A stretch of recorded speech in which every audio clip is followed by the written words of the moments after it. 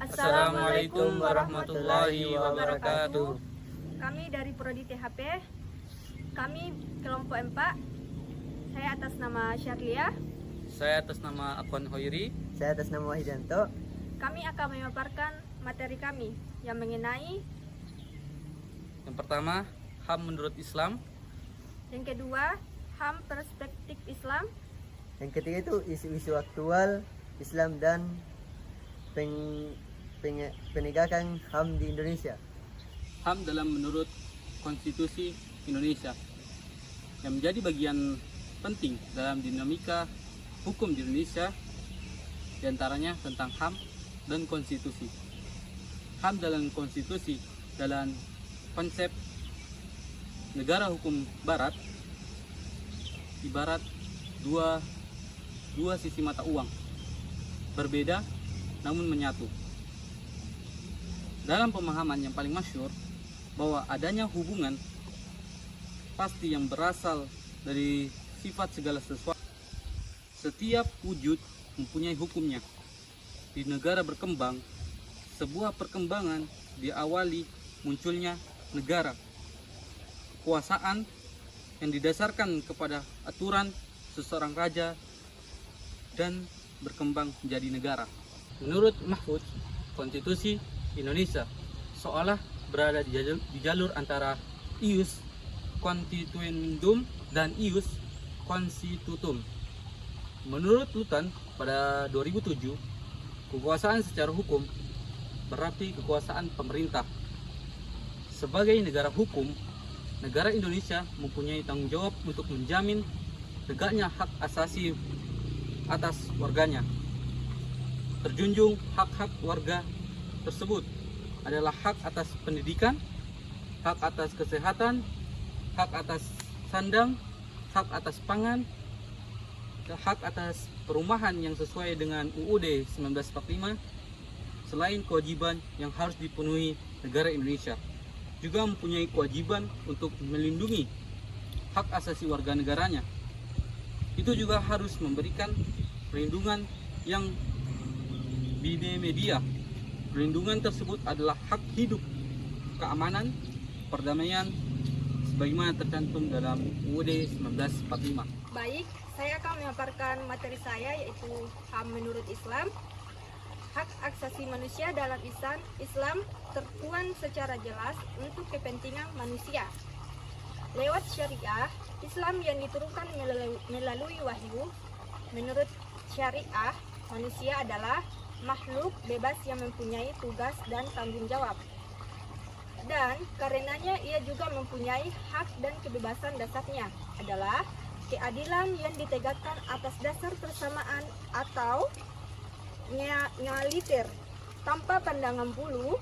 Artinya tugas diemban tidak akan terwujud tanpa adanya kebebasan, sementara kebebasan secara eksistensial tidak terwujud tanpa adanya tanggung jawab itu sendiri.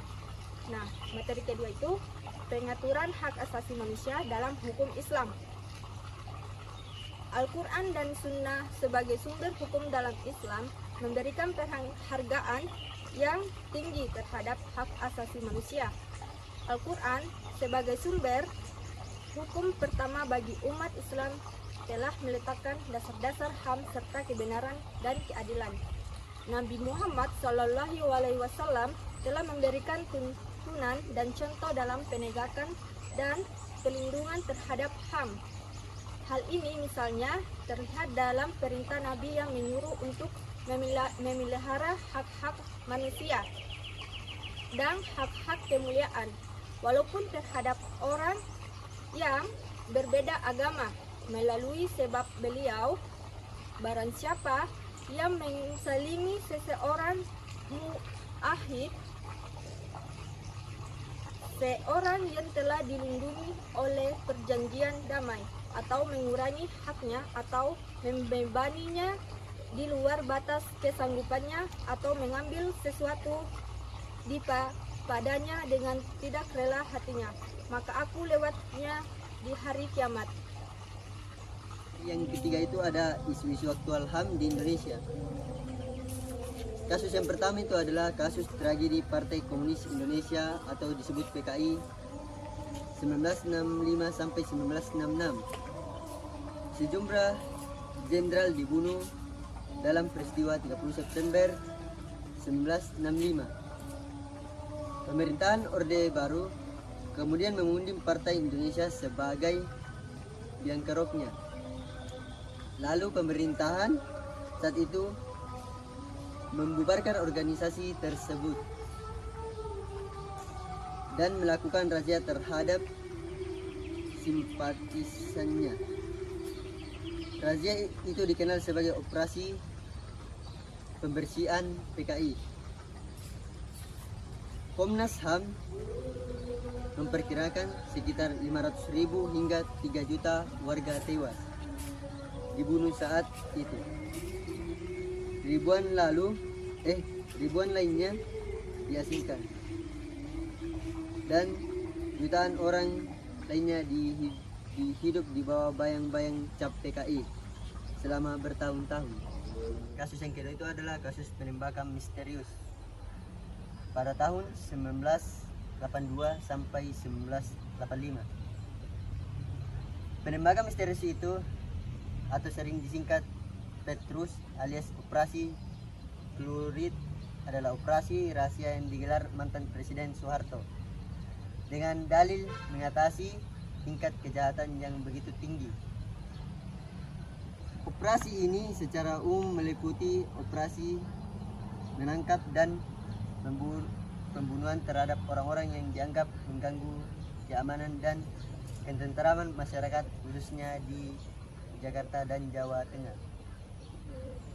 Yang ketiga itu adalah kasus terbunuhnya aktivis HAM Munir Said Talib. Munir ditemukan meninggal dalam peristiwa pesawat jurusan Jakarta dan Amsterdam pada tanggal 7 September 2004. Saat itu ia berumur 38 tahun. Munir adalah seorang aktivis HAM paling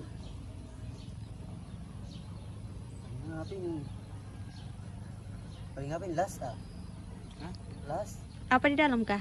LAS Iya, itu bilang singkatan itu kak LAS. paling las Misalnya huruf besar. Misalnya huruf besarnya.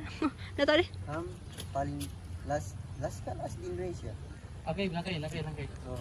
Langkai saya itu. Ini Munir adalah salah satu aktivis HAM di Indonesia.